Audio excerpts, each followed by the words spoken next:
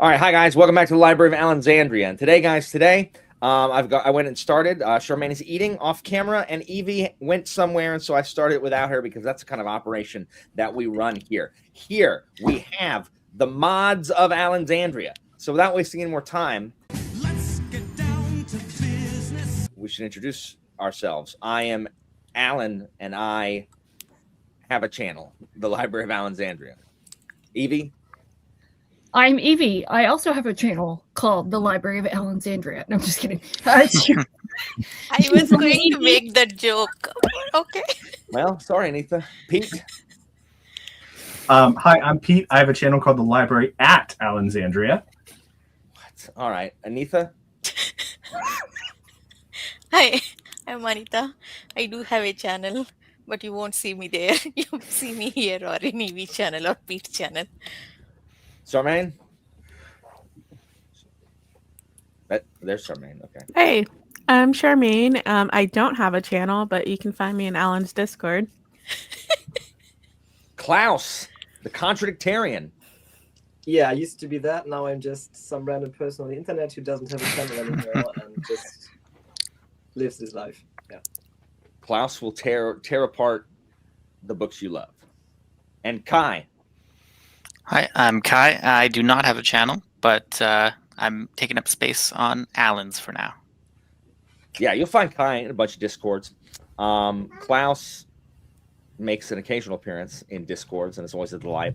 And then everyone else, Pete, Evie, and Anita, you see read Parker with me. And just wait for the memory live show. Anyway, all right, let's start. Here, whoop.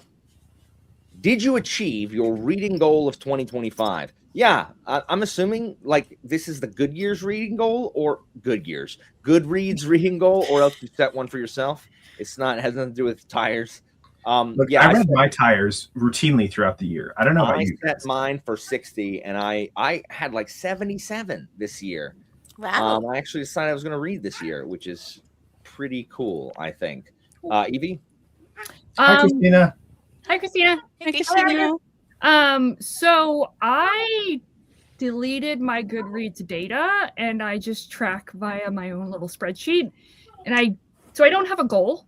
And surprisingly enough, apparently not having a goal and also not having not tracking it on Goodreads means that you read more? Question mark? This is not guaranteed. But I read almost 100 books, which is crazy for me. Nice. So Pete? Can confirm Evie's what Evie's saying. I was forced to put all of my data into Goodreads for the past like 4 years, and I read less. So we have two, and two makes a correlation, Goodreads. Obviously. Don't blame forced Goodreads for you? that. I was on Jake's channel for his game show. It went terribly because I don't know books, and yeah. Okay, answer is Jake needs to know what Pete read, so Jake asked him to add his books. So. Yeah, Jake Anita? Fish. Go check out his channel, people. Yeah, it had nothing to do with the fact that I had a new job. I did actually meet the one goal I did have, which was to finish The Black Company, which has also retroactively been, minus Port of Shadows, but that's also retroactively been unfinished because of the new release. Soldiers Live. I wonder why. I was going to say, when did you read Lies Weeping? But you just answered. He hasn't. Anita? Okay, I failed, obviously. Not surprising anyone. I usually set my goal at 60, but after what happened last year, I set this year at 50. I read 42. I think that's all, 42. But I did read all Alan read-alongs, I mean, minus half of memory. Anita, how many books could you have read if you had not played around in your farm game on your phone or watched Game of Thrones again? Definitely more than Okay. what I read. All right, At Charmaine. least another 40. My Goodreads goal is always set at 1, and I read 62 books. This is cheating. So yes, your goal. Klaus? Okay, my goal was 50 on Goodreads, which is basically just a number I wrote down, so I didn't really care about it. Nonetheless, I have read 47 books, and I could have read 50, but I just chose not to because I just didn't Contradictarian. manage, Yeah. basically. Kai, what about you? I typically set my Goodreads goal to 52, just to set, kind of track one per week, and I ended up with 59. Nice. Nice. Yeah, I found that if I play fewer video games, I actually read more. What? Who'd have thought? Many of my reads came from the back half of the year when I just didn't have a ton to play, which was nice.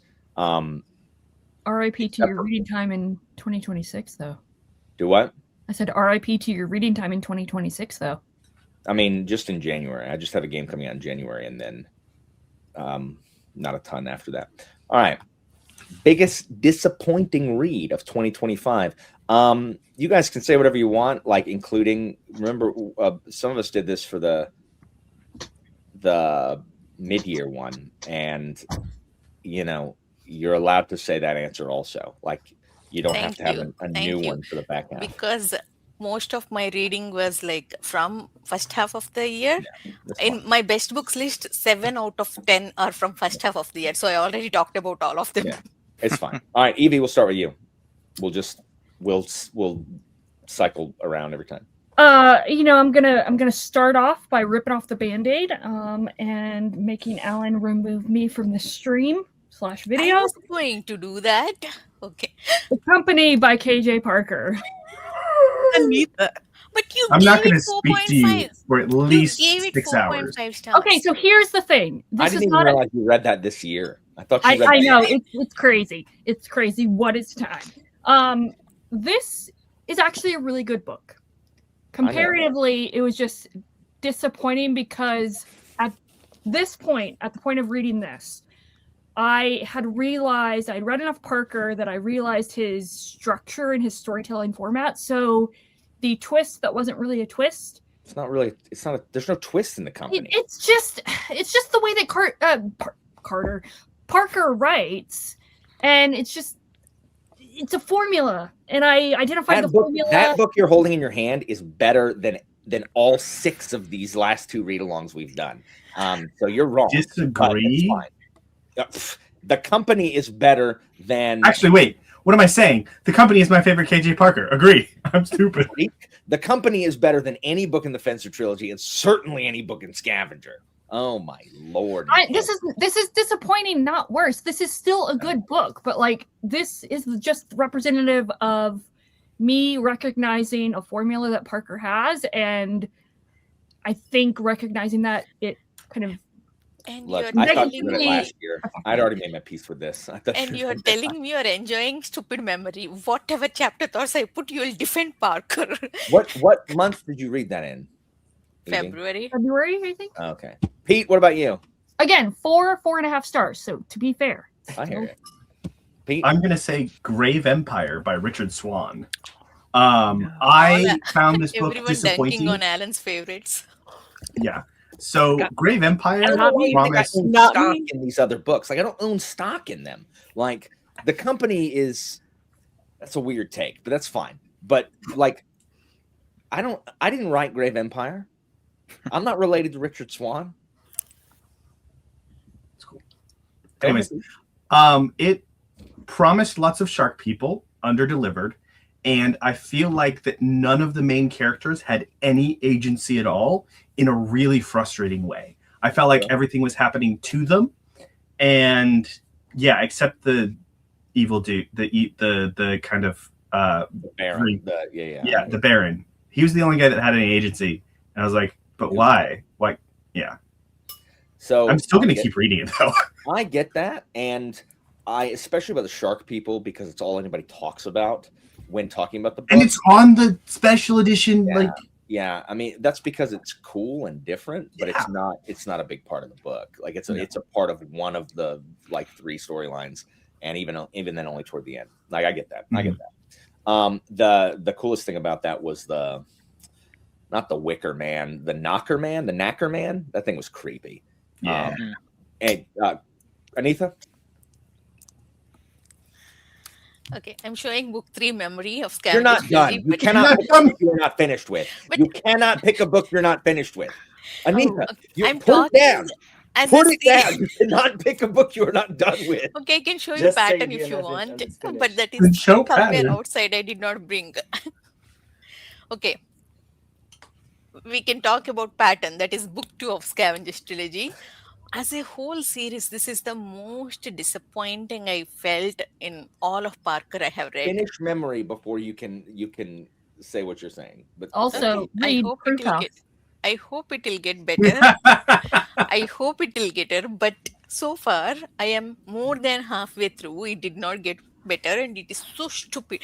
First time I understood how Klaus felt being a contradictarian, being so furious at how stupid a book is. I remember how angry Klaus got at one of the Lee Bardugo books. It was Rule of Wolves. Rule of Wolves. yeah, Rule of Wolves. That's what it was. No need to bring it up every year, Alan. That's because I'm that's over it. because I'm it completely sticks over in it. my mind how angry you were at that book. His face is all pink talking about it. Continue, Anita. Hmm? Was that it? I said. I continue. mean, you want me to talk about great course, I can, but I don't want to get banned. So let's go with this. I don't know, guys, y'all watch too much other booktube, or you hang out with too many other like booktuber discords where people get big mad when you don't like other people's books. I don't care. I don't care. I like KJ Parker.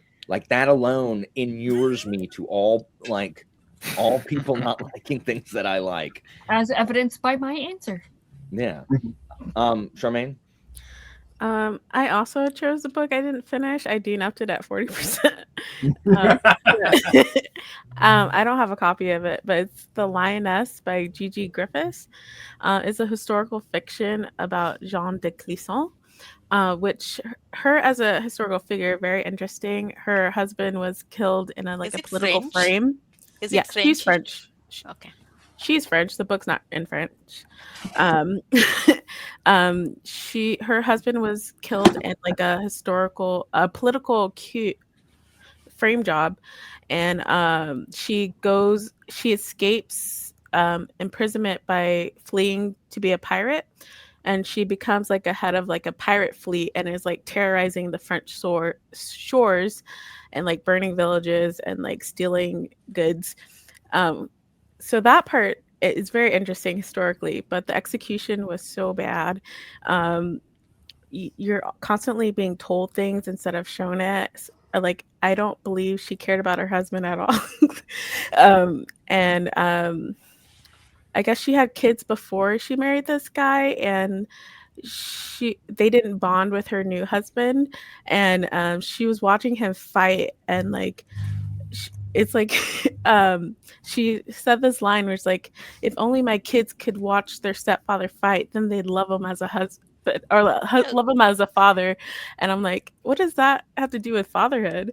It was just very girl boss, I'm gonna fight a guy just because he's a man characterization. It was horrible. The premise Charmaine, sounds cool. As true Alexandrian, Charmaine also hates women now.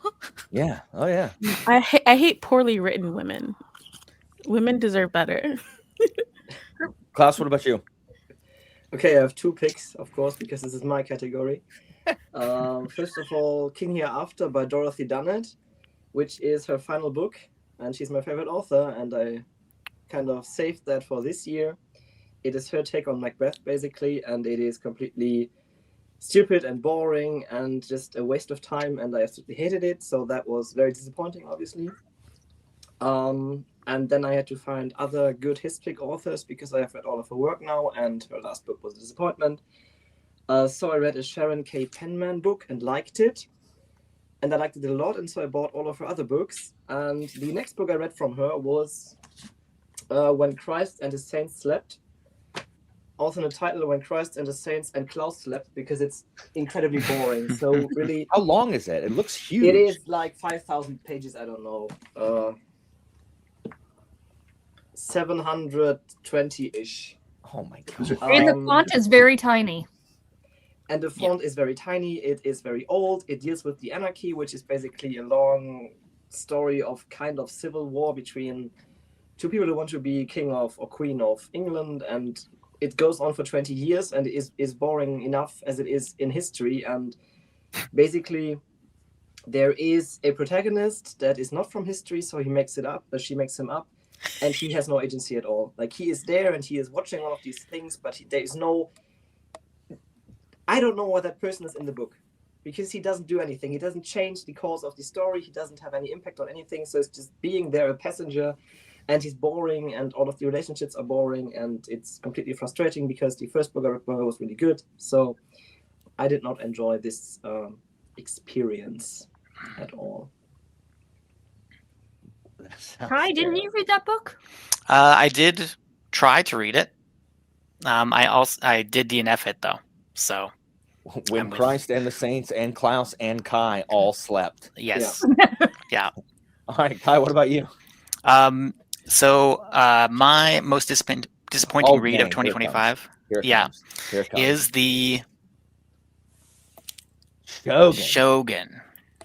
I love the cover, but it was downhill from there.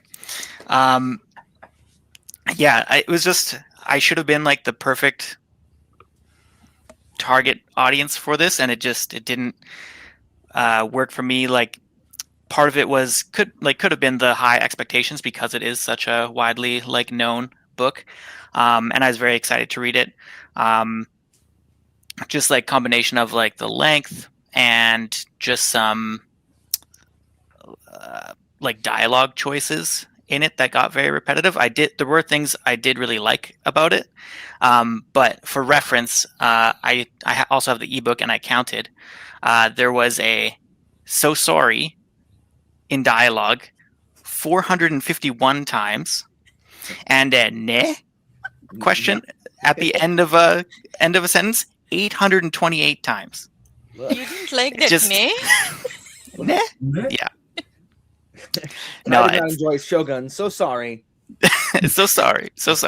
And then there was it was maybe about 30 times of E at varying lengths of just the letter E. But in their defense, the Japanese do that a lot. When I was over there, they go, No, I get putting it in. It was just the frequency of it, or the density, I suppose. Wait, so real quickly, are you trying to say that they're basically Tim Allen from Home Improvement? No, that's that's a little bit different letters there. Yeah, there's some U's in there, ED. But there was a lot of stuff that I enjoyed, like the cultural differences and cultural clash, and some of the stuff to do with Buddhism or Taoism that was like influenced from the Chinese there, and the fish out of water type aspect. But just overall, by the time we got to the end, I was kind of done with it. So, have you read Musashi? I have not, but I'm going to this year. I want to read Musashi because I've heard that like from people who don't like Shogun that Musashi is basically Shogun, but from by the Japanese, like Japanese Shogun. I want to read Musashi. I'm not going to be able to get to it this year because of how long it is, but I badly want to read Musashi. Please let me know if you receive that better. Yes. There is a new translation of Musashi that is unabridged, because apparently the only translation that's out now in English is abridged in some form, and it's done by one of the leading Westerners on Japanese things. Probably has a better title than that, but Alan? It's not Alan. Sadly, they did not call him for this, but they're splitting it into 3 books. So instead of being one massive book, you can so that might make it a little more digestible. Well, the only way to get the full thing now is to buy a bunch of it's broken up in 6 or 7 paperbacks. And I have the first one. 6 or 7 paperbacks are abridged? No, I don't know. I have no idea. I just know that you can only get I don't know where my Musashi book is. It's over here somewhere. Anyway, I hope. Yeah. I love Shogun. Shogun's Yeah. one of my favorite books. But anytime anybody doesn't like Shogun, one, ever since the show came out, like expectations for Shogun are way too high for anybody coming into it. Like I love the show. I'm not saying it's you. I'm just saying I know people like at work who are like, I love the show. I'm like, okay, the book is really long and is not like I hate Blackthorn in the show. I hate show Blackthorn. Like what a doofus. And also, why is your name Cosmo? Like, get a real name, Medici. I hated him in the book as well. Yeah. Oh, I mean, yeah, but regardless. But like anytime someone bounces off a Shogun, I get it. Like, I get it. I like Shogun and I like Taipan. Gaijin I read because I would not say that Gaijin is good, but like I read it and liked some of it, and then and then King Rat I DNF'd because it was boring. So I need to read Noble House at some point. But I get it. I get people not liking Shogun. Oh, is it me? Yeah, I'm sticking with my answer from the mid-year. It's Boudica. It's Boudica. It was the thing I was most excited to read. Like gripping. Like I just heard it was so good. I'm always looking for really good historical fiction, especially Roman stuff. And I thought the British stuff would make it really cool. I have not found anything to top Cicero. Like I'm rereading Cicero, and it's just so freaking good. It should not be this hard to write good Roman historical fiction. Like it shouldn't be. Con Eagledon failed miserably. The book Nero is bad. Like bad. Did we read that this year? No, that was last year. Last year. Nero's not good. Like it shouldn't be this difficult to write about an interesting period like this. So what you're saying is you're 0 for 3 now with Roman historical fiction books that focus on women. No, Nero Agrippina. Theoretically focuses on Nero, but it focuses on Agrippina for sure.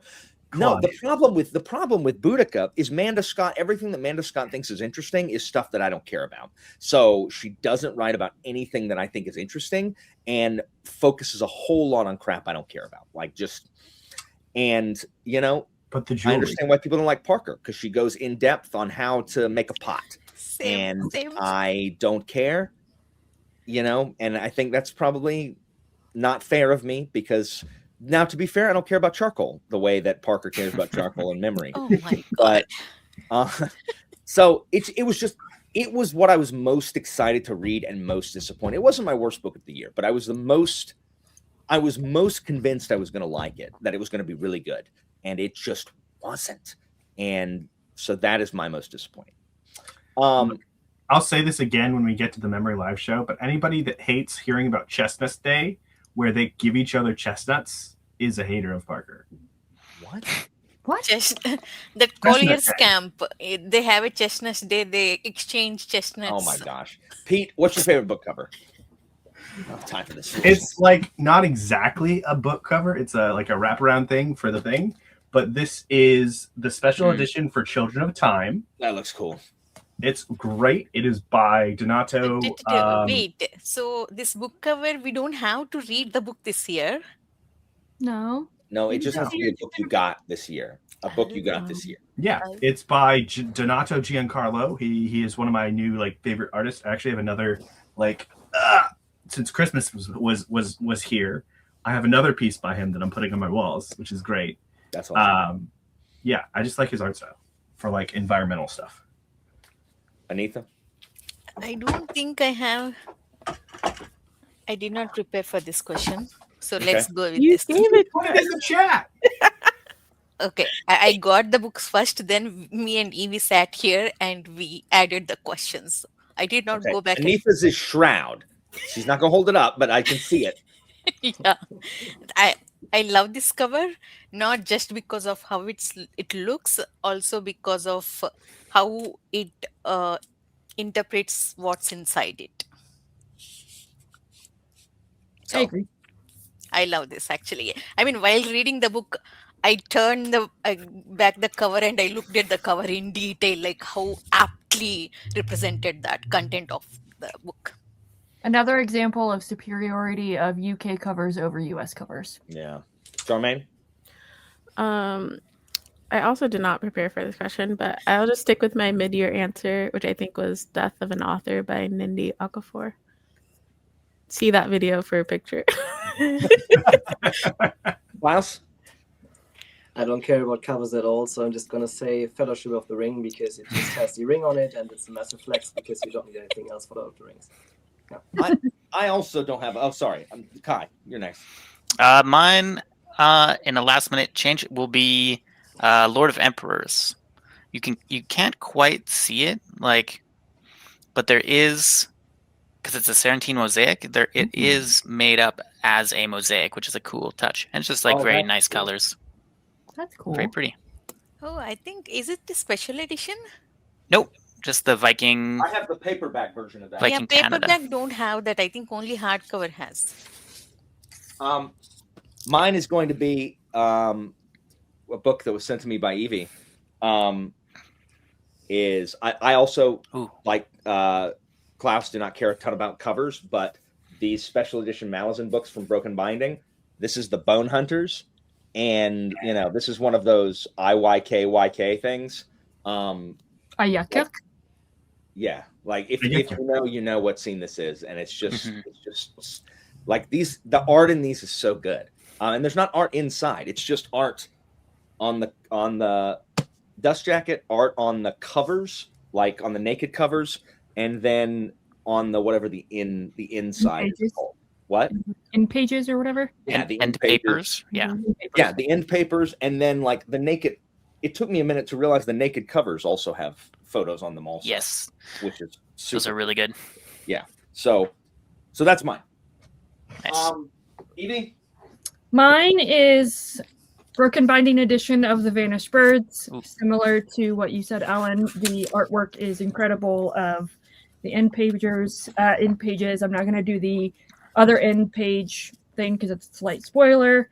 It's just Petrick did a great job of interpreting and doing the art direction for this book. And just so you guys know, he said that we will collaborate if Broken Binding ever does The Spear Cuts Through Water. He's going to collaborate with me.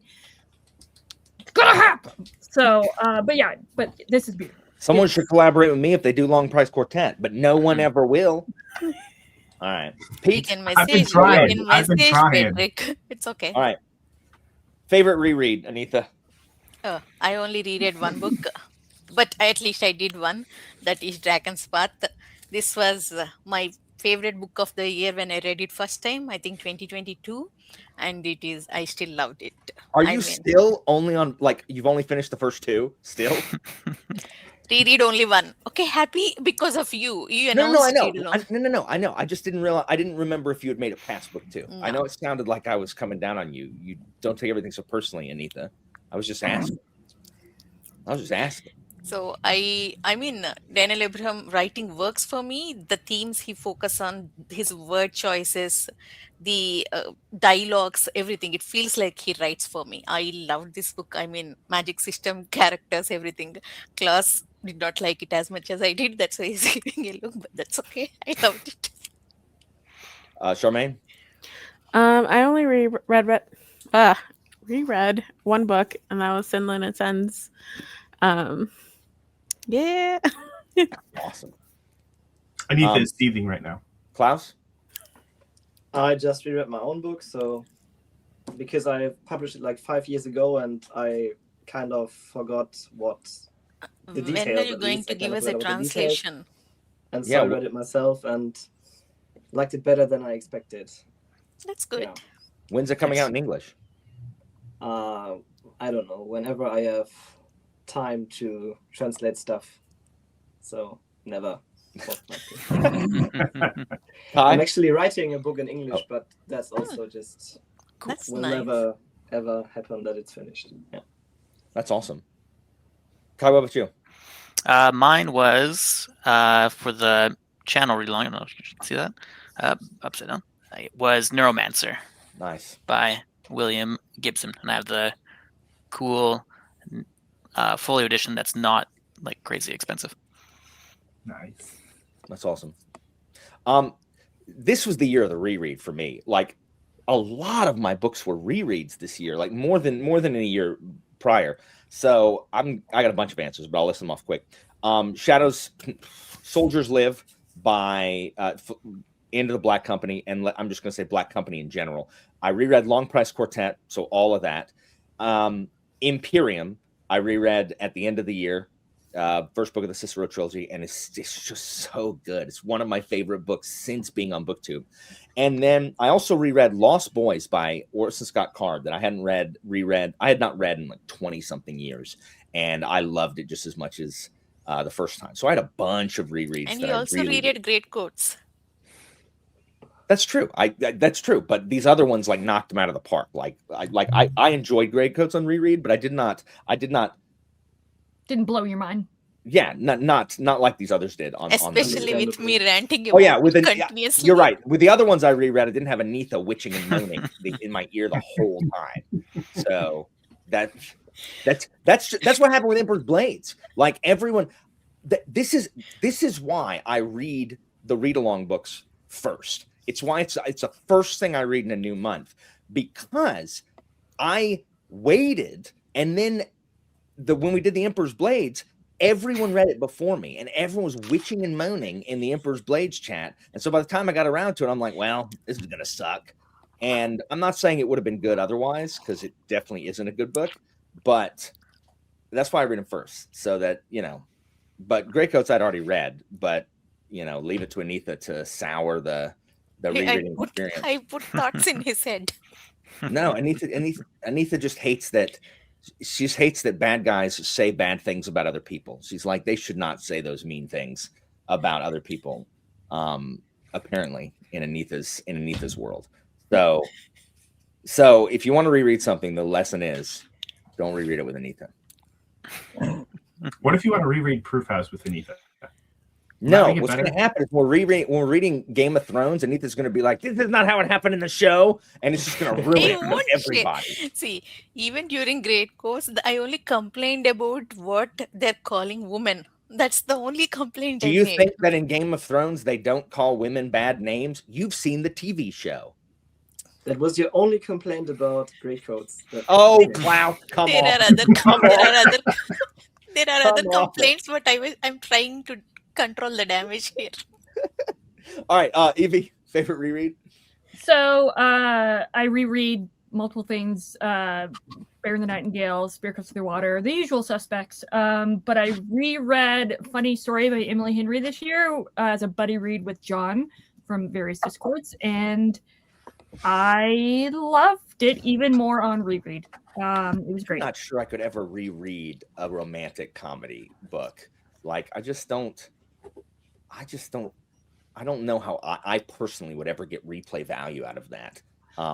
That's been my problem prior to getting into romance of the romance genre, as well as mysteries, thrillers. I'm like, well, what's the point? You already know the end, so what's the rereadability of it? Yeah. And I'm very happy that I have found value in rereads of Emily Henry books. So, Pete, cool. Blood of the Mantis by Adrian Tchaikovsky. So this is, I reread it on audio. Audio is great. And also this is a book that is the third in Shadows of the Apt. And when you first read it, feels like a side quest, but it's not a side quest. So that thing. And also this is the first book where we get my favorite city introduced into this series, which is Salerno, which is an amazing city. Yeah, of Grey Coats, Saint's Blood, I enjoyed the most on reread, and then I forgot I read Empire of Black and Gold on audio also as reread. So man, I loved my rereads this year. Biggest surprise read of 2025, Charmaine. Oh, you're on mute, Charmaine. Thank you. Surprise read. Oh, I don't have it. That's why I was looking for the book. I'm like, oh, I don't have a copy of it. It is The Four Winds by Kristen Hanna. I've had read two other books by her, and I really like her as a historical fiction writer. I think she's really good at it. And The Four Winds was honestly one that I was least excited by, but I just picked it up at the library, and it's so relevant to today, and she's just so talented at writing characters, and she does her research, and I don't know, it's just a very compelling story. I was very convicted, and then just got my thoughts going, so I was surprised. That's the one that's based during the Great Depression, right? Yeah, so that was another surprise because like the Great Depression is not like historically a time that's really intriguing to me, but the character work really made the story, as well as going into like the political and social environment at the time was really interesting. Klaus? Paper Menagerie by Ken Liu, Nice. which was surprising because I despised The Grace of Kings. I DNF'd that. I hated it. I thought like, doesn't matter now. So anyway, I read his short story collection because I was looking for stuff to teach at school. Because we had to talk about, I think, identity. And I taught that short story because it was so amazing. Really enjoyed it. Also enjoyed most of the other stories in this collection. So that was very surprising. Yeah. Cool. Why'd you hate Grace of Kings, Klaus? Because, in a nutshell, I mean, you read it like last year or 2 years ago. It's too big. It's too grand in scope. I don't care about any of the characters. I don't care about, I've even forgotten their names. They are just people going somewhere, and then the empire is rising, the empire is falling. And nothing of it is interesting on a personal level for me. So I don't care about any of them. They are just running around, and then it's this city and that city and this country going down. You should give me just one country that is dying in detail and not all of them, because I need the micro perspective, not the macro perspective. I did like the writing style, kind of, but it was too detached for me. It was too much above things and not personal enough for me. So I can understand why people like that, but I wish you had read Scavenger's trilogy with us so that you will rant about it. Klaus, did you ever read Wall of Storms? Because like, I feel like a lot of that is fixed in Wall of Storms. I mean, for that I would need to finish Grace of Kings, and I DNF'd it after like 250 pages or so. So. Oh yeah, that's the other thing, is near the end of the book it actually like starts to. Except that you're asking people too much, Pete. It's too long to tell people to sit through. It has a beautiful cover, though. At least that I can say, definitely. So it's still on my shelf so that people can see it. But whenever they ask me, I can just say it's a bad book, but it has a nice cover. Kai, what about you? My biggest surprise was Pride and Prejudice. Let's go, baby! By up-and-coming author Jane Austen.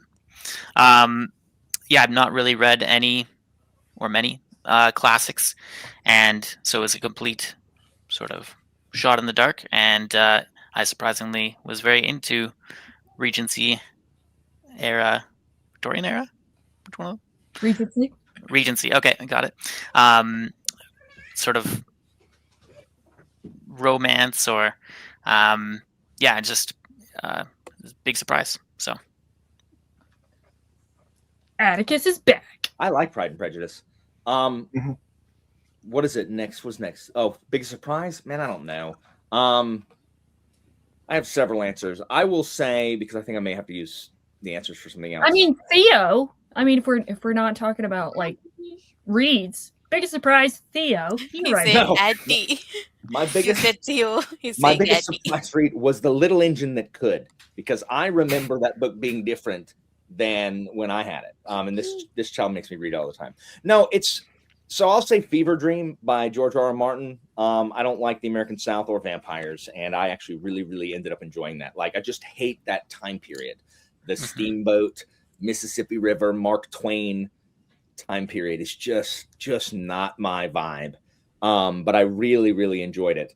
I would also say Wistful Ascending by J.C.M. Byrne, because like its build is like, hey, what if like Goku from DBZ, I don't know, was in space, except I think he's in space. But I'm just like, I don't want to read a novelization of an anime, except that it was really, really good.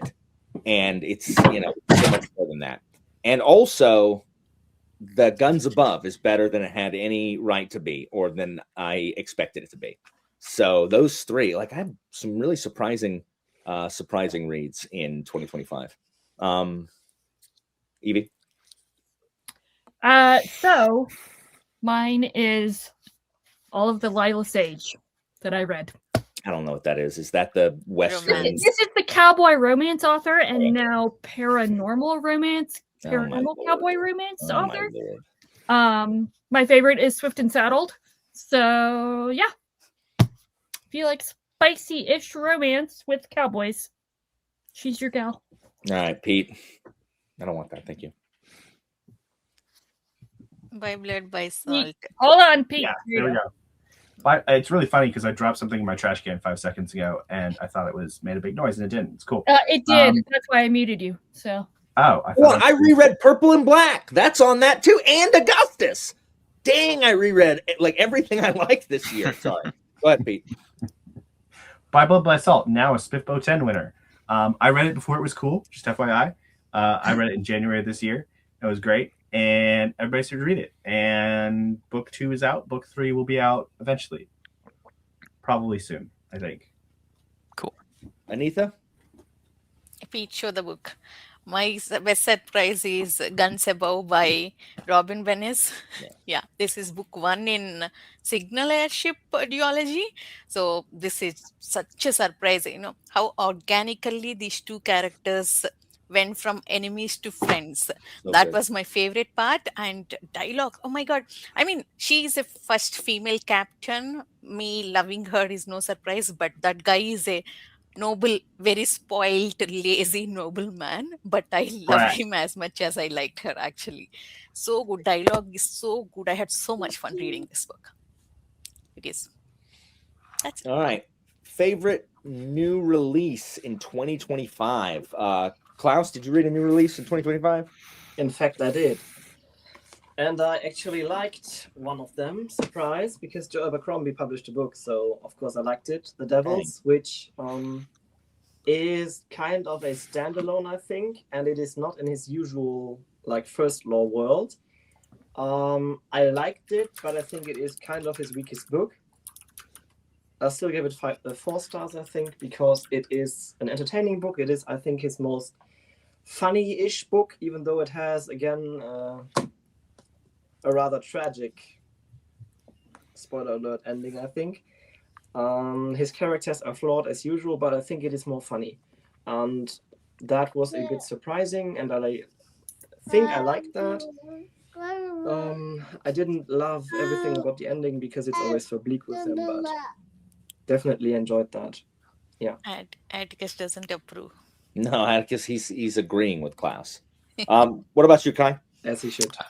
My favorite new release is Where the Axe is Buried by Ray Naylor. It's probably more famously known for the octopus book, The Mountain and the Sea. Okay. But that's his latest release. And yeah, it was a shorter book, so it didn't get a lot of time to, like, it could have gone deeper into the aspects that it dealt with, but it's sort of like maybe not quite cyberpunk, but definitely leans towards that with some future societies and how they're run or governed, and with different ones being oppressed and how they deal with that. Yeah, it was very good. If that's your kind of thing, then I would recommend that. Ooh, sorry. I'm not sure I read anything that came out in 2025. You read so many. That came out in 2025? Okay, you read so many arcs. Okay, so I'm going to say Lies Weeping then. Lies Weeping, Black Company came out in 2025, which I enjoyed. Also, Lives of Bitter Rain. He did not like it as much as you did. Yeah, Lives of Bitter Rain is good also. I would love to say Pretenders to the Throne of God, but that hasn't come out yet. I would also love to say The Faith of Beasts, but that hasn't come out yet. So I'll say Lies Weeping. It's Black Company. It's more Black Company. Nothing super interesting. Yes, nothing super interesting happens in it, but it's certainly a setup. It's certainly a setup book. yes, it's certainly a setup book for the next one. I wish I had read the next A Drop of Corruption, because that would probably be on that, because I really like The Tainted Cup. But yeah, I'll say Lies Weeping. All right, Evie. That is The Buffalo Hunter by Stephen Graham Jones. It is his latest release. I think it's his magnum opus. It is unlike anything he's ever written before, but also similarly at the same time, everything like he's written before. It just has his unique authorial style. It is a horror novel and a Western and a historical fiction, and it's epistolary, if you like epistolary stuff. And it's got one of the best like monster characters alongside Dracula and Frankenstein's creature and all that. It's so good. It's so good. I again literally thought you read that last year, just like I think I started it because I got a not to like pat my own back or anything, but I got an arc of it, and I think I started it in 2024, but I finished it in early 2025. What about you, Pete? I read exactly one new release this year, and that was Beaspeaker by Adrian Tchaikovsky. Nice. So that's my favorite new release. Anita? Great. I read two, both by Adrian Tchaikovsky, but I like Shroud a lot. It's two girls. As you see, they were actually, when they were in space station, there was an accident and they fall on this planet, which is very dark. It's called Shroud. So there is nothing on that planet except briars and everything dark. So how they traveled, and again, Tchaikovsky's strength is world building. How this entire planet, and the creatures on that planet and the communication, they communicate only with electromagnetic waves, and the world building is my favorite in this book, and how Tchaikovsky approached the communication part and themes of it. I really love this book. It worked for me. Apparently it's just a me thing, but I was truly terrified reading that book. It was scary at times, very atmospheric. Yeah. Charmaine? Oh, you're on mute again, Charmaine. Mine is The Lady's Road Guide to Utter Ruin. I had the pleasure to kind of co-read this along with Mrs. Walker. Loves those books. Is there a third one coming out? Yes, I think there's supposed to be like 4, but I don't know when the third one's coming out, but I'm ready for it.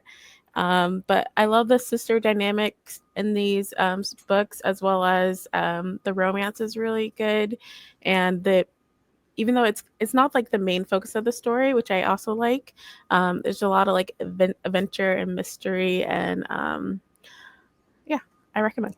That's what Charmaine gave me in TBR Swap. I mean, book 1, she gave me. Yeah. Christina loved them. Also, for biggest surprise, I forgot to say funny, not funny story, book lovers. Yeah, win. All right, favorite new or new to me author, Kai? New to me author. What did I have for this? It is.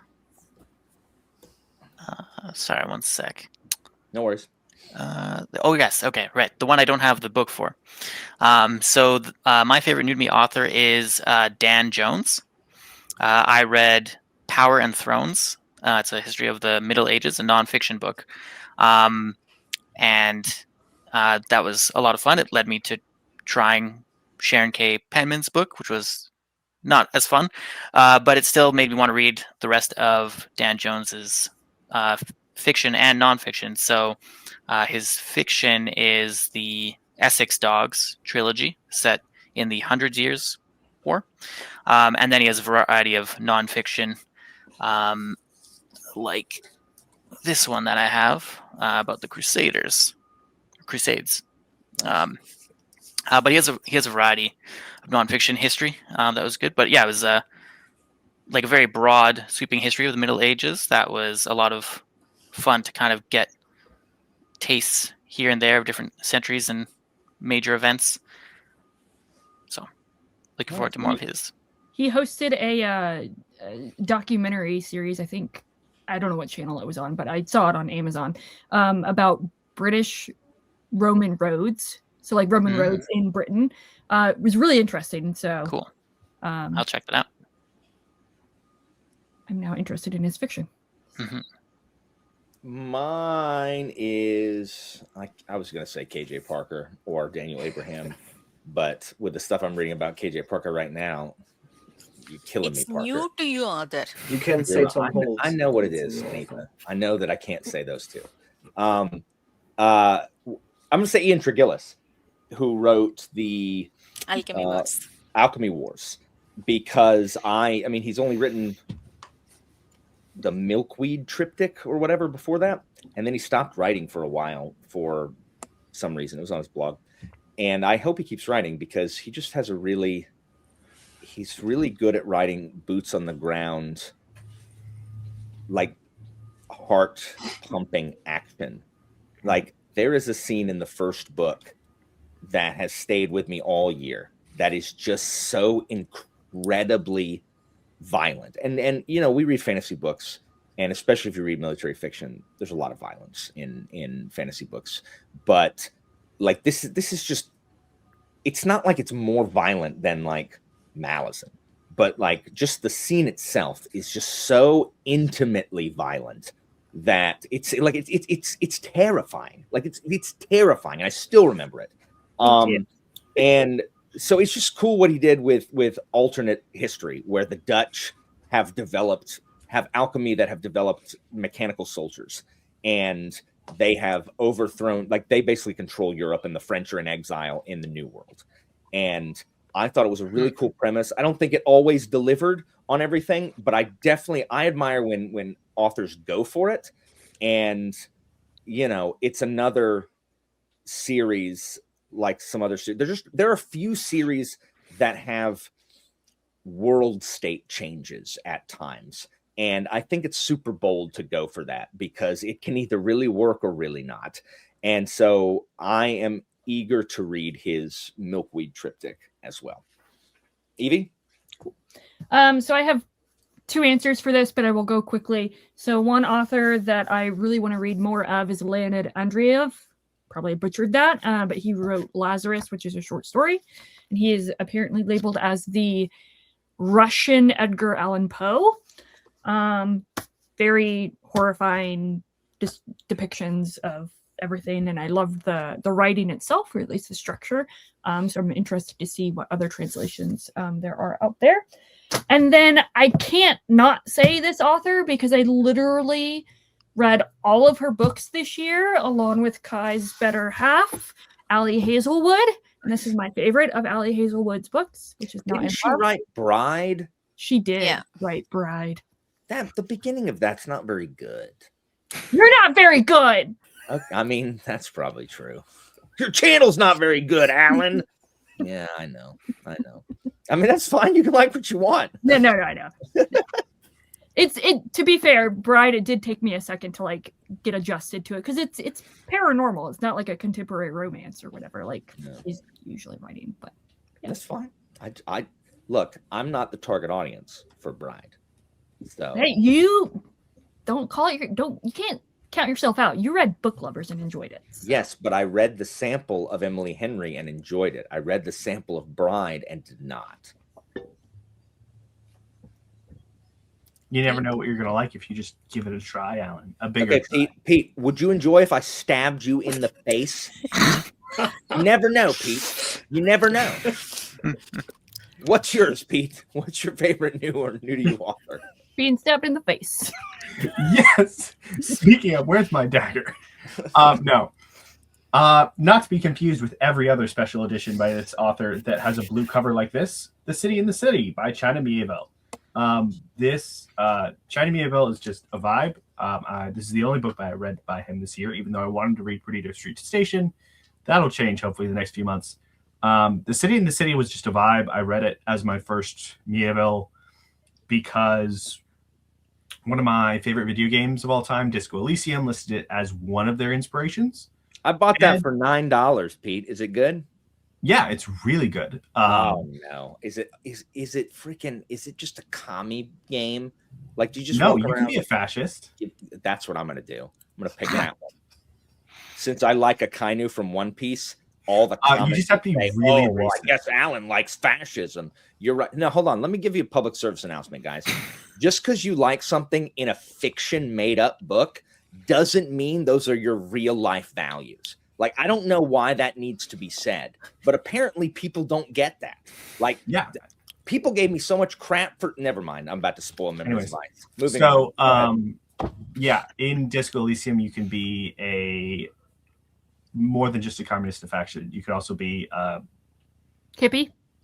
no, a middle of the road person, and they make fun of you, and whatever they call ultra libertarian, ultra liberalist, which is capitalism for them. So This game sounds insufferable. it's hilarious. Oh my gosh. Also, Back to China Mieville. yeah. So this is about two cities that live in the same exact space, When did and Judd they're go not allowed to Guy's talk to each place? other, and it may or may not be magical. Who knows? And Have you read anything else by him? Nope. No, yeah. Anitha? Okay. I have two others, but I'm going to use one for this question and another for series you haven't yet finished. So for this, I'm going with Bujold, who wrote Curse of Charlian. Louis McMaster Bujold. I loved her writing. And for me, especially who visualizes everything, it was easy for me. It was very old school fantasy that with castles or soldiers, royals, everything. I loved. How else do I put it? I don't know. I like the characters. Basically, I did not hate anyone, even though villains are little caricature kind of people. I did not hate a single thing about this book. Everyone read Curse of Charlie and it reads like a standalone. Okay. Charmaine? I'm gonna go with Percival Everett. Let's go. Surprisingly, I read 2 books from him this year. This one wasn't any of them. That's the only physical one I have. But I read James and the Trees. Both were excellent. His storytelling kind of reminds me of Butler, where it's very like bleak, but in a strange twist where he adds a lot of humor, which makes it a little bit more digestible, I think, than Butler. But I really like how he tackles a lot of difficult aspects of history and racial dynamics. I read Wounded and God's Country from Percival Everett this year. Well, 2025. Both Westerns, both totally different. Wounded is basically a crime novel about a hate crime. And then God's Country is a satire of the Western genre. It's also set in the American West. So good. They're so good. Klaus? I'm still gonna say Sharon K. Penman, even though I hated the one book, I liked the other one immensely. And so this is gonna be my pick for best book of the year, so I'll say more about it then. But I mean, I have bought all of the books in that series, so I might as well. Maybe the third one won't be as boring. I mean, the one I disliked was not part of the series. It was kind of, you could say, a prequel. Because the other ones are about Plantagenet kings, and so they kind of start later. And I still am convinced that there must be a good writer somewhere in there, because you cannot write an excellent book and then just publish crap unless you are Ken Follett. So I said what I said. Sorry. Oh my gosh. All right. We missed you, Klaus. Klaus just lays it out. Oh, that's right. Klaus was bad mouthing Follett telling the same story with just different characters. I mean, he's written 2 good books. Okay, I mean, like what are they? So Pillars of the Earth is obviously a good book because otherwise it wouldn't be that successful. And also, I don't know what's it called in English, the one with the banking stuff in London. It's something of eternity. I don't know. That one is good as well. and the others is just the same characters with different names, and it's also the same character construction. It's always the villain. There is the second villain that has something to do with church. There is the good priest. There is the noble woman who is in love with a commoner, and there is the clever commoner who is most of the time some kind of architect or builder. And that is all he does in all of his stuff. And yeah, it's redundant, it's lazy, and I feel like there is no editing involved because all of these are door stoppers. And yeah, Again, I need to feature this no editing here. I showed this. Okay, favorite series finished in 2025. Did I finish a bunch of series? Okay, I'm gonna say the Divine Cities trilogy then by Robert Jackson Bennett. I definitely would have said him for favorite new author if I had not read Foundry Side the first year on BookTube. So he's not new to me, but like, man, I've enjoyed the heck out of Bennett's stuff. I liked Tainted Cup, and I liked all of the Divine Cities, even though City of Blades was my favorite of the book. So yeah, Divine Cities trilogy. Each book is really different, but again, all of Bennett's gambles do not pay off. Like they don't. I think he misses in some places, but I think the world building is really interesting, and the stuff he goes for is impressive. I just don't think it always pays off. And what he did with gods was very unique. Yeah, what he did with the gods is super unique. But yeah, they're just also way more brutal in tone than you anticipate them being. Evie, favorite series finish. Sorry, if I'm turning my head, my child is in this room. I'm trying to make sure he's not ingesting something he shouldn't. I'm listening. Fair. Priorities, keeping a child from dying. It's fine. So yeah, my answer is the Earthsea series by Ursula K. Le Guin. The Wizard of Earth, or A Wizard of Earthsea, was my last read of 2024, and I immediately continued on and read the rest of the series in the first quarter of the year. And it started my love affair with Le Guin's writing and her works, and I love it so much. Similar to Divine Cities, each book in this series for me stands on its own, telling a compelling arc on its own, while also being a continuation of a wider world, and I think it's great. My favorite is the darkest one, which is Tehanu, but I also like Tales from Earthsea, which is a collection. Pete? I'm going to say, which one? We're going to say The Black Company by Glenn Cook. Nice. I finally got to finish this, and it was fantastic. It was very long series, but I think the ending of it, as it stood when I finished it, was great. Right on. Anything? I'm including this because of that. I have two answers. One series I did not start this year. One series I started this year. The first one is same as Evie. Earthsea. I read first 4 books, I think 2 years back or 3 years back. And first one is all right, but second and fourth are more like Tomes of Etwan and Tehanu are like my all-time favorite books now. And I read last 2 Tales from Earthsea short story collection and The Other Wind this year, and I loved them. Just yesterday, we had a discussion with Philip, me, EVK Fox, about the last book, and I just had this immediate feeling that I need to reread this book. I think, Tehanu was definitely my favorite, but I am definitely considering Tales from Earthsea. What Le Guin does with her world, her themes, they were close to my head. First 3 books are actually like coming of age kind of books. Last 3 are focused on adults. Those characters grew up, actually become old, and she embraced her feminist values and flips the gender and kind of gets that balance. I really, really appreciated last 3 books.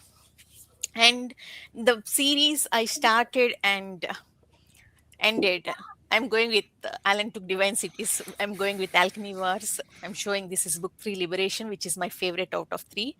I loved, especially in this book, we got the POV of antagonist and that is my favorite POV. I despise the character, but what we got from that POV is just excellent. Maybe my favorite out of all everything I read in this trilogy.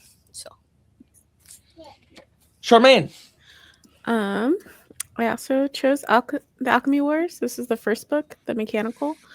I really enjoyed like what Alan was talking about with like how well he writes suspenseful and action scenes. Like he'll get your heart rate pumping, and then also if you have like an eye thing, maybe stay clear. Oh my! I forgot about his eyes. Oh my gosh, that was intense. But also, I think he accomplishes a lot with what sometimes sci-fi struggles with is like the topic of like, is like artificial intelligence, like are they human? And I think he does a really good job with Jax or Daniel with exploring that, where like sometimes it gets kind of weird with sci-fi. But and he also got that part like the people who thinks they own these machines, that POV, that perspective he got very, I wouldn't say right, it's a layered perspective, very interesting. Yeah. Yeah. Klaus. I'm gonna pick a 5-book series that I read this year, and I read all of them this year just to shame Anita because it is the deck of the coin. First one was gifted to me by some random acquaintance from Florida like 4 years ago for my birthday, and it has been lying around here forever. Dang. And I picked them up this year finally. So I'm not in love with that series. It's like a 4-star series for me, but I finished it this year. I really like how it doesn't just focus on the military aspect, which usually fantasy novels do. And I think the banking is on the same level, definitely on the same level in these books, which is interesting. I don't like some of the decisions in the final book about the ending. I like my villains to be crushed and not the way this was handled in the final book. Don't want to say too much Gates because are of Anita, moving. but I did like the series. I think they are the women are extremely well written, especially there is one perspective I think that is in there starting in the 3rd book. I think that is really well handled. So I did like this series a lot, and I still think I should read more from Daniel Abraham. Nice. Thank you. You made me very happy. Nice. Yeah. Kai. My favorite series that I finished in 2025 will be the Final Architecture. Finally, I got one answer. Yeah, I started and finished it this year. I read them all the way through. I think this might have been one of my answers for the mid-year thing. But yeah, just really enjoyed it. Space opera, cool aliens, interesting take on humanity. It's always interesting. That's one thing I always like in sci-fi is a believable progression of humanity, and especially in a universe where there are other aliens, that's always cool to see how other aliens are perhaps more like humans than we would think, or less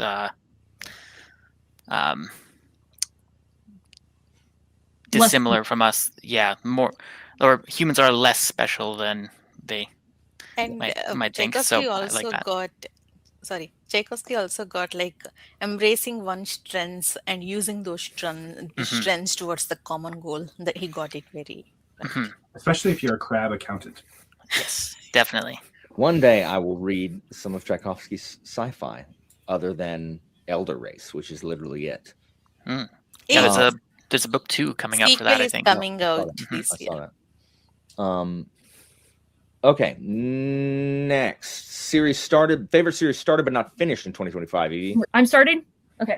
Favorite series that I started but have not yet finished. I honestly thought I was going to finish this series in 2025, but I stalled out in book 6.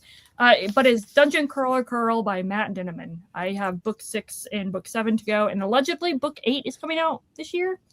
Allegedly. So I've really enjoyed it. It's started to get a little long-winded. I'm like, okay, this is not the right time for me to read this book. It's too much of a good thing. So I will take a break, and I will get back to it. So I will finish it this year. Pete? I finished a lot of series in the last year, and I didn't start that many. So let's do. Oh, here's an easy one: Guns Above by Robin. Yeah, Bennis. Robin Robin Bennis. Bennis. I haven't finished the second one yet, but I really love the first one for a lot of reasons, the same reasons that Anitha did. I think that the dialogue and everything is super interesting. I do think that she is very meandering with her plot, and that doesn't change in the second one. My favorite, one point I want to add: action scenes also, that airship maneuvering, airship battle, they're also very good. The action scenes are phenomenal. You really feel some of the terror of being in an airship. Anitha? Oh, okay. Okay. Alan, don't yell. City Watch by Terry Pratchett. I read Guards and Men at Arms in 2025. So Literally thought that was last year. So I'm one of my plans was to finish City Watch this year, but I don't see it happening. I blame Alan for that. But I am planning to pick like one book wherever I get time. So if you can't, Anitha, that may be the series that I reread as a read along next year. If you don't get to it, just because it's now been, I'm not going to read them this year, I don't think. And you mean only City Watch, right? Yeah, it'll have been 5 years since I finished City Watch. So I'm due for a reread on City Watch, especially. I need to read Thud, like now that I have a kid, because it will hit differently. Charmaine?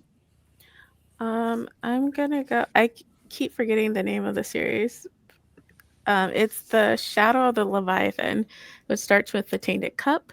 I read this, I think, in like maybe March-ish. But author did not write. That's not you. You did not finish. But go ahead. Sorry. She can say that one. Is the series done? Anitha, yeah, I didn't finish it.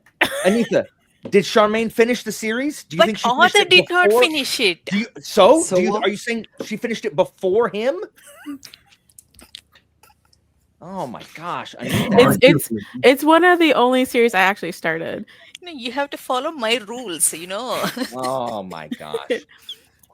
Most of the other series I'm in the middle of, I didn't start this year. So this is one I actually started this year. And I read The Tainted Cup earlier this year, and then I read Drop of Corruption like right when it came out. I love both. I love the dynamics between the two characters. I love the world building in these. I highly recommend. Nice. Klaus?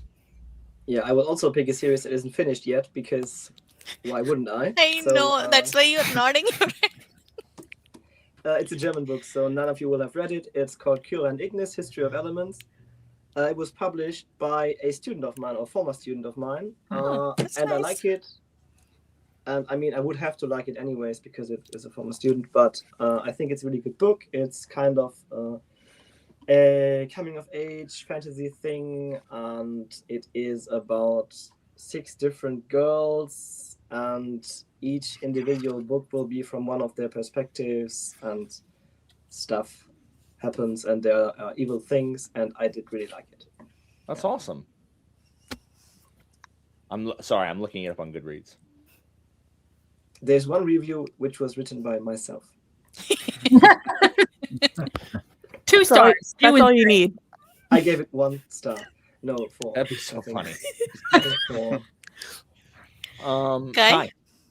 I'm gonna do a cop-out answer and do 2.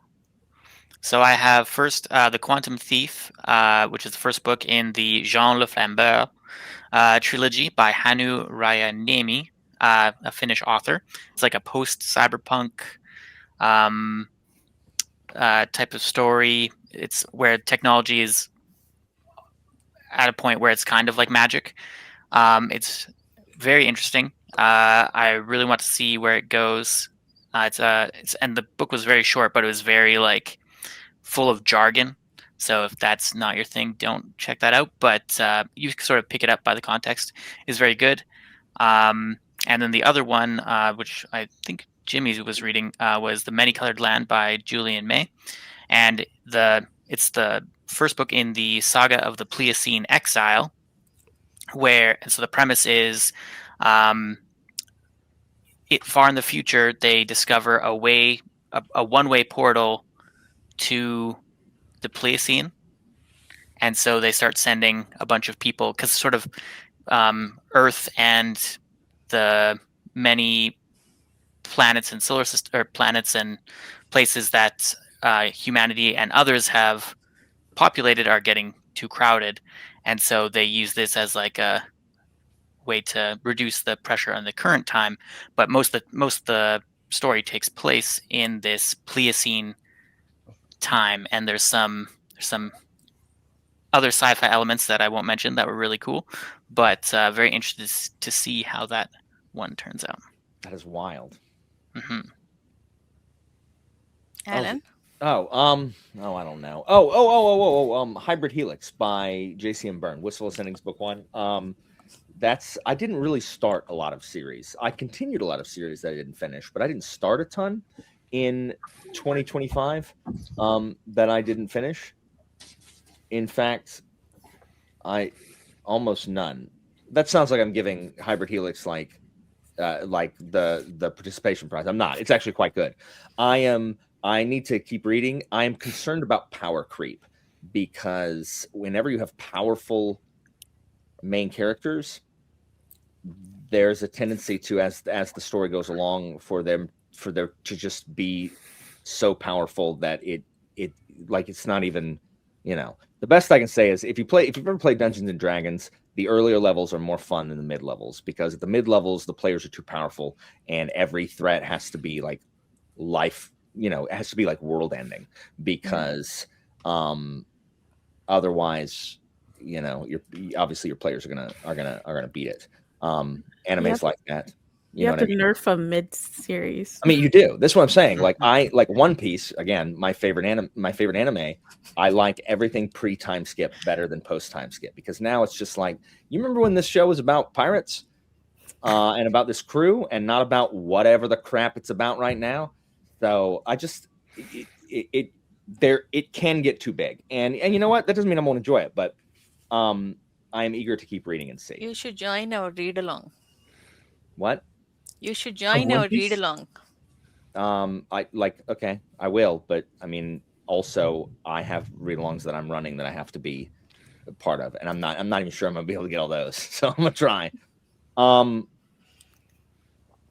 Evie started this one. All right, so favorite read of 2025, Pete? Oh, that's hard. Come back to me. Anita? Easy for me. I already did in mid-year book tag, but I'm repeating the same. Pattern by KJ Parker. Purple and Black by nice. KJ Parker. You just read that this year? I thought that was last year. I know. I read it in the beginning of the year. It was last year. Shut up. This is not that book. This is the collection academic exercises. That novella is there in this book. Anyway, if you are new to KJ Parker, that is a perfect book to get introduced to his writing, to get introduced to his tropes, some of his tropes. I loved it. It is epistolary, told us through the letters between friends, and slowly we get main plot will be revealed, like what is happening. It connected to me.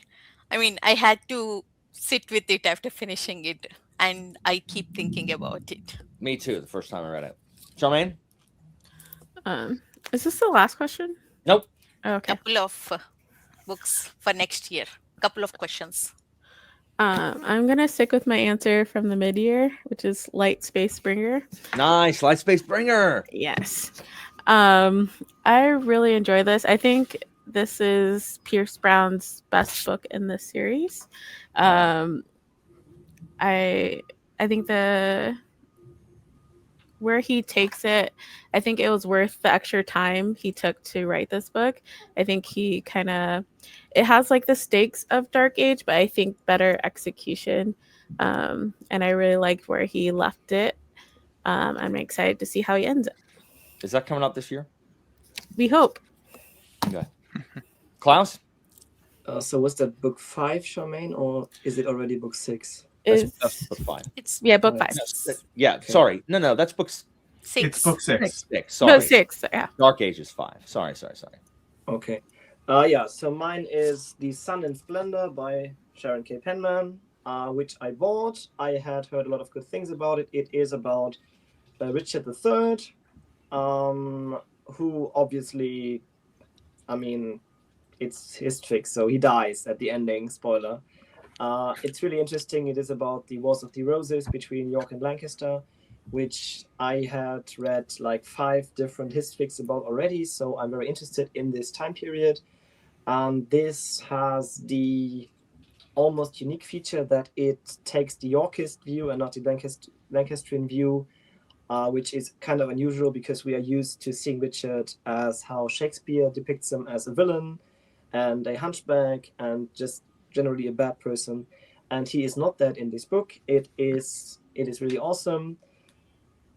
He is the main character, so she doesn't invent somebody. He's the main character, and it's, even though I knew everything that was going to happen basically to him, at least on a grand scale, it was never boring, never uninteresting. So a really, really well written history.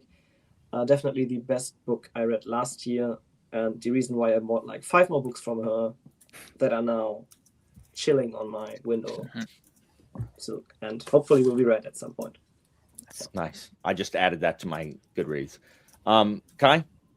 My favorite book read in 2025 is Lord of Emperors. Nice. It's the second book in the Sarantine mosaic. Beautifully written, vivid characters.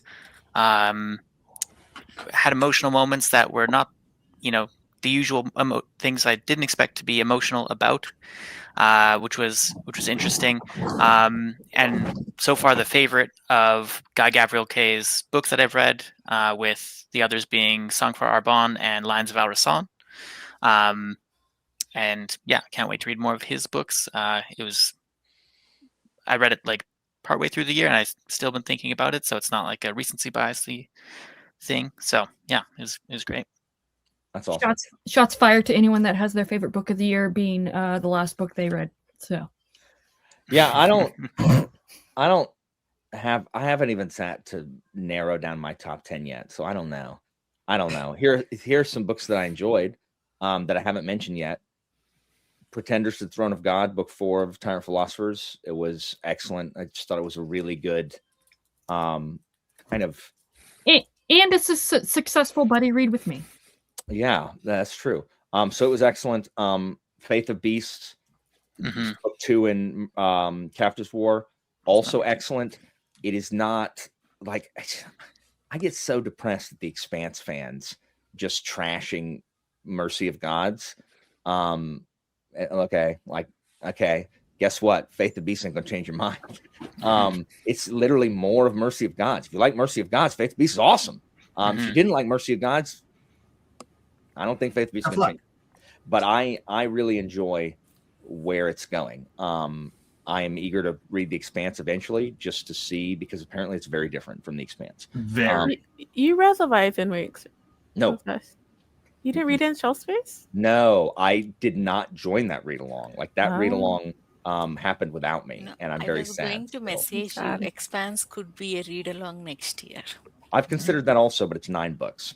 It is long, so but they're so good. Yeah, but I plan to read The Expanse relatively soon, in the next couple of years. So yeah, those are 2 that I really, really enjoyed. Evie? So The Last Unicorn was my favorite read of 2025 up until pretty much July 1st, when I finished A Knight of the Seven Kingdoms by George R.R. Martin. Nice. It is so beautiful. The chivalric romance of it all. It was like it was written for me. I'm reading that in November. Nice.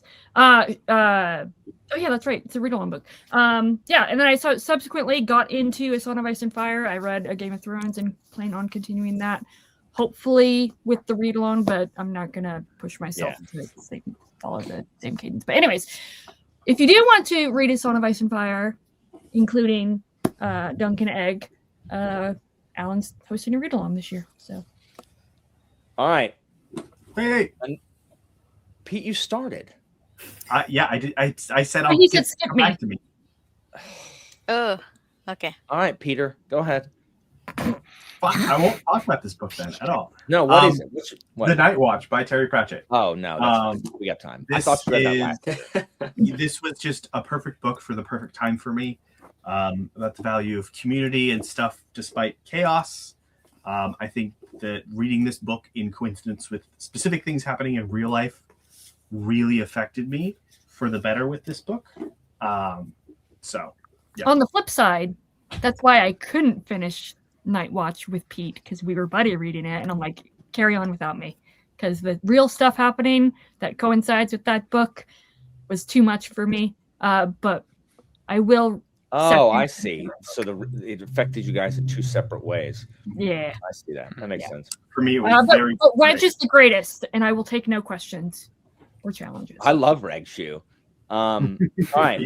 Anitha, book you wanted to read in 2025 but didn't. The answer is memory. So we're moving on. No. See, there are two things I really, really, really wanted to read before the end of 2025, very bad, which is one of them is Dagger and Coin series, obviously, but that did not happen. But the book I really, really wanted. February, I read Curse of Chalian, and I loved it so much. I wanted to read Paladin of Souls. I also started, I read 2 pages. I still have my bookmark in it.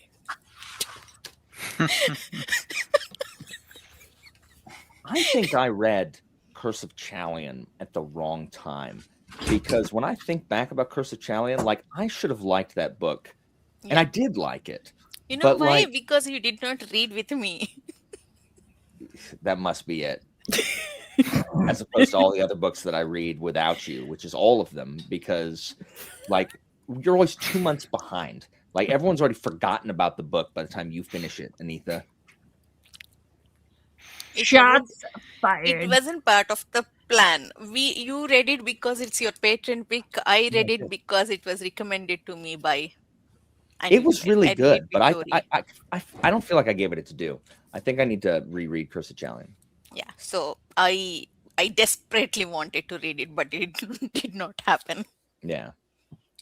I also want to read Paladin of Souls. Charmaine? I'm gonna go with the rest of the books of Babel that I was supposed to read with Anitha and did not. I failed. You made me fail in the read along. Just a mess, Anitha. No, I hit a reading slump, so I couldn't. I was down for the count. I was ahead in that read along. I was waiting for everyone. Klaus? I wanted to do my traditional reread of The Game of Kings, the best book ever written, of course. But I was gifted a video game for Christmas, and so this did not occur. What was it? Sabotage. The video game was Claire Obscure Expedition 33. So good. It's so good, Klaus. I'm playing it right now, which is why I was almost late to this recording.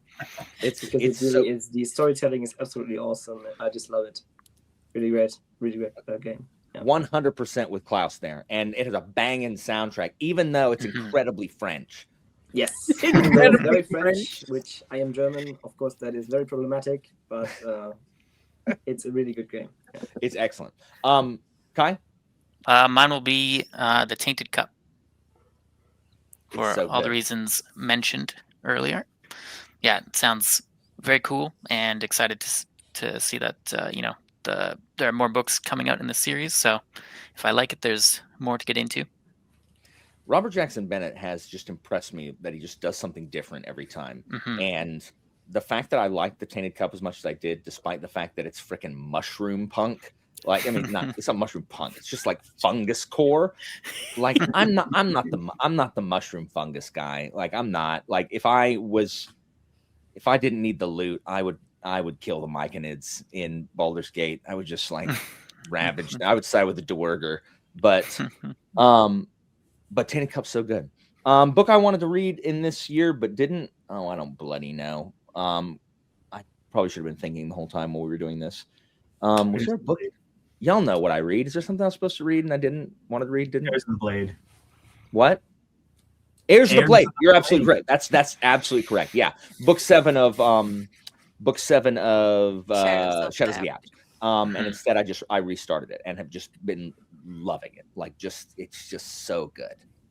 That's a series I started but didn't finish this year also. That is probably my fave. Evie?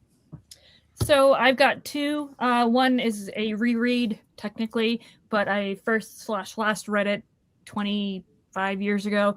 It's God Emperor of Dune, the 4th book in the Dune series. And then a book that I technically started and I wanted to finish in 2025, but did not. I literally only got 1 chapter/essay into it. And that is Somebody is Walking on Your Grave by Mariana Enriquez. It is a essay collection of her cemetery journeys. So it's nonfiction. Cool. Pete? So mine is a Star Wars book. It is Reign of Empire, Mask of Fear. This is technically a prequel to episode 4 because it's a prequel book to a prequel show to a prequel movie to episode 4 of Star Wars. It follows a lot of the characters that are in Andor. So after Andor season 2 ended, I needed something in my life for this, and I wanted to read this, but I didn't. So, Anitha? Oh wait, you started. All right. So last question, Charmaine. Book or series you're most excited to read in 2026? Oh, you're on me. Hold on. Thank you. Shoot, I don't remember the name of it, but it's Fonda Lee's new release in May. Contract of Asako? Yes, the last thank you. contract. That is what I'm excited to read. I read her novella this year, and I just it made me realize I really miss her writing and her What's her the way novella she called? Untethered Sky. Thank you. That's I a really good one, just right? miss her world building and like how she just really immerses you into her worlds that she creates. So I'm excited to see what this new book is about. Nice. I'm also Klaus? low-key excited to read that. It just looks interesting. Klaus? Yeah, Winds of Winter, Fall of Emberlane, Doors of Stone. Doors of Stone. Look. But realistically, as none of these will ever be published, I might finally continue Malazan next year. I read the first 2 books, and for some reason I never got to continuing, even though I own like the first 6, I think. So, Right on. Cool. Kai?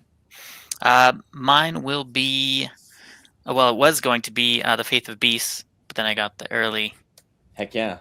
arc of that, so that was good.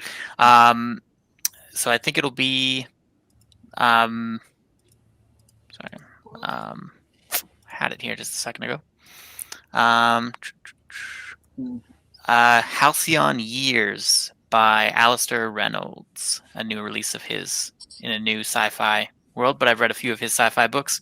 They're very cool. He has some really cool world building. This one's, I think, has like a noir detective bent to it, but we'll see how that one goes. Are you crushing her, Evie? Oh, was that a cat? Yeah. Oh, I thought it was someone going, woohoo!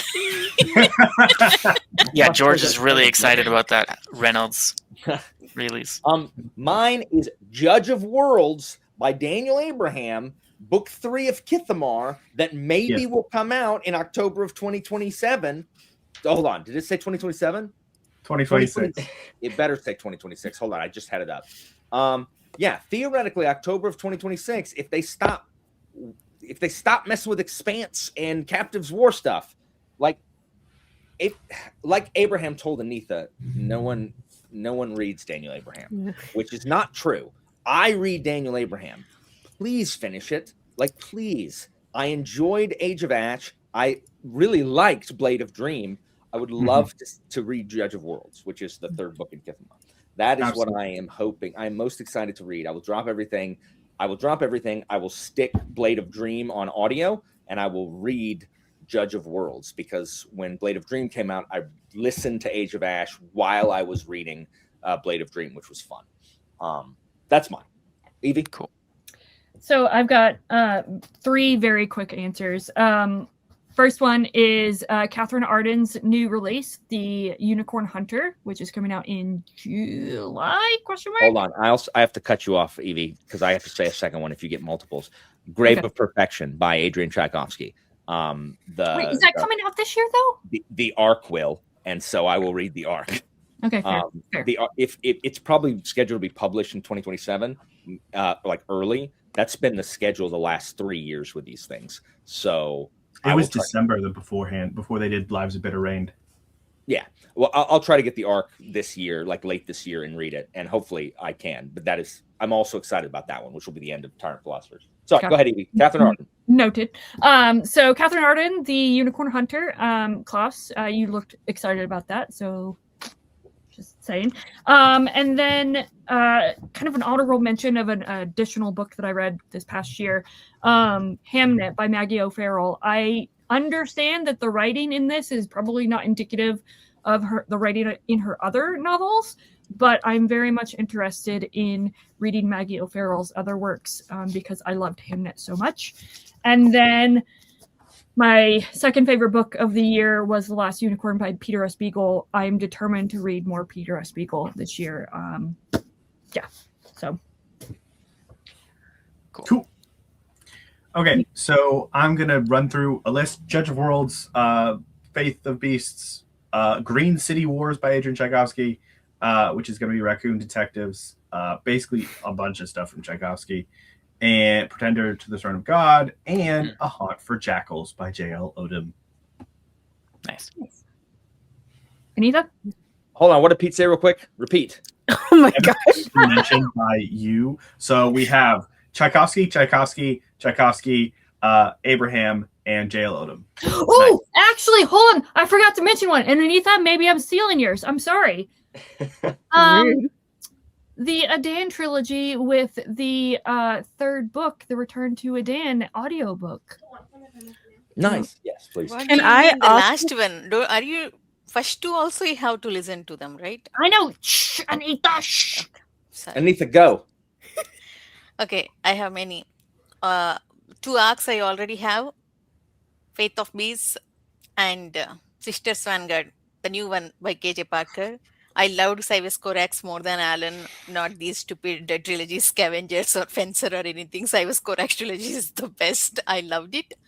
So I'm looking forward to read Sisters Vanguard and hope it's the same style. I also have arc for that. That comes in January, right? Book 1? Yeah. Evie will like Sisters Vanguard.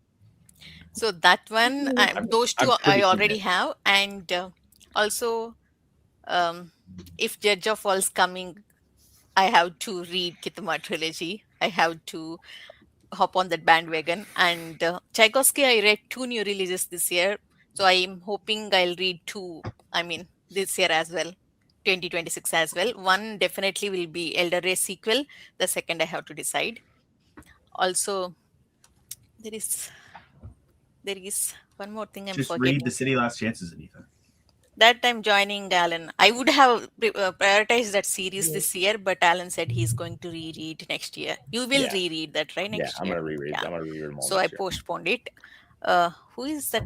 Fondalis, that contract one. I am also excited for Yeah. that. And I'm forgetting something else. Now I can't think of it. While she's thinking, can I just add Red God since everyone else Oh is yeah, adding? that's what I thought you were gonna say.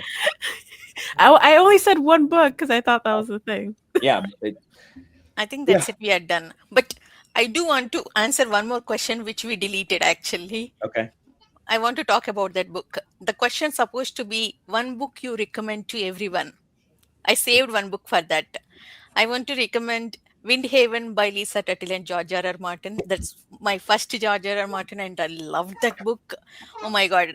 Yeah, thank you, Pete, for showing. I gave my copy to Sal. Yeah, I'm reading it now. yeah.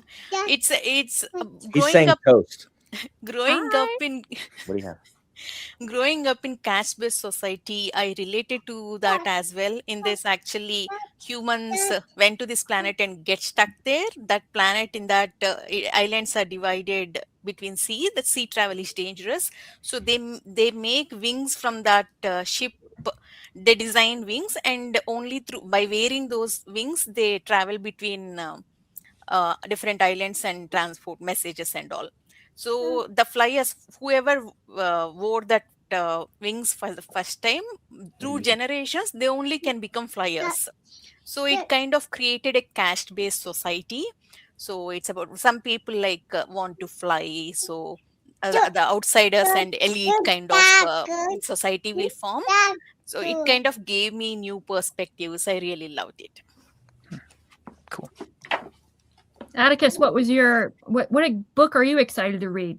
He's excited about this toast he has. Nice. That's what he keeps I saying. mean, there could be words on the toast. Atticus, Okay. books are trains.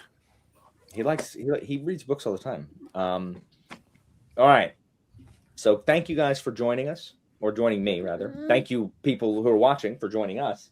And this has been the aristocracy of Allenxandria's end of the year review tag.